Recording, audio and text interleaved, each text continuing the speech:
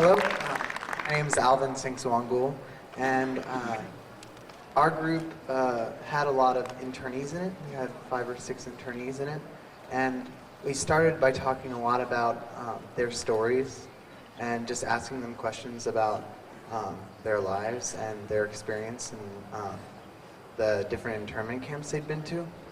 And we talked about the importance of story and what they mean to a community, and how these stories translate into our stories, and how we try and take Manzanar forward, that we don't separate the experiences of people in, of this time period of the 1940s, of World War II and the internment, make that some isolated point of history, that these are stories of people and members of our communities, and there are stories, and that in order to make it relevant to our times and to continue to progress, that we need to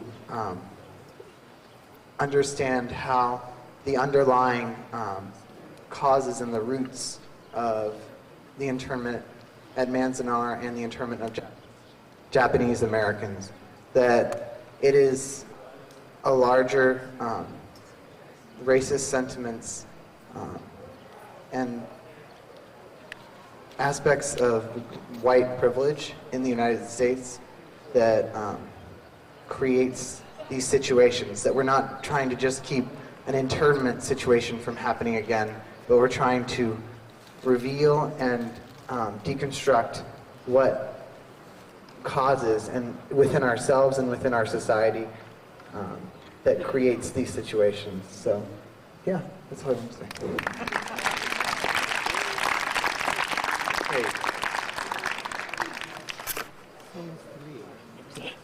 My group was also a very diverse group. My group was also a very diverse group. We had members from 3 former interns, members from the Hmong American, Jewish American, Muslim American, Latin American, Japanese American, and Native American groups. It created a very interesting dynamic. We began by talking about the histories, and then we started talking about what it was that we were all looking for, what it was we were looking for. And one of the things that really came up quickly was that we all wanted to learn about the histories of Manzanar, and we wanted to learn about the histories of Manzanar largely because there was some interest in ourselves to do something about it, to make sure that it never happened again. A lot of times those desires came from a historical interest, a personal historical interest. I'm Muslim, my interest is obvious. Everybody else's interests were also equally obvious as we started to talk about them. And one of the things that we really started to notice and we started to talk about in terms of next steps and action steps was that it was that we were drawing to Manzanar because it is a story that is like our story, but different. And we found that we were very interested in each other's stories, independent of Manzanar, because it was on the same thing. And so what we did as an action step was we actually took our pieces of paper and we tore off little chunks that weren't being used, and we wrote down our email addresses and our contact information. And we just handed it to somebody in the group that we wanted to talk about to more, somebody that we wanted to learn a little bit more from. And the theory was basically this. If you get a giant list, then nobody feels personally connected. Because one of the things that we had talked about at some length was the discomfort and the unwillingness of a lot of people to talk about their stories. And the fact that the older generation, the Issei, a lot of times won't talk about their experiences at camp.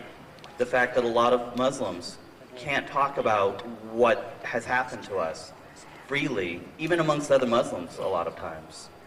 And the fact that there are people, knowing that there's an individual person who is specifically interested in your individual story, who took the effort to say, you, not generally, but you, please share with me. So I'm just going to throw that out. If you happen to have any of these pencils in your hand, or if you can hunt down somebody who has one, or you happen to have a little piece of paper, and you heard somebody maybe in your group, maybe somebody who spoke earlier, somebody you bumped into in line earlier today during one of the events. Something you might consider is just handing them your email address and saying, you know, you talked about blah, blah, blah. I'd really like to hear more. Up to you. And then that's it. It's totally in their ballpark, in their grounds. It's totally up to them. A good number of y'all are nodding right now. So if, I know you aren't looking at each other. So I just want to let you know that there are a lot of people here who think that this is a great idea. So odds are if you want to hand your email address to someone, they want you to hand your email address to them too. So, thank you very much.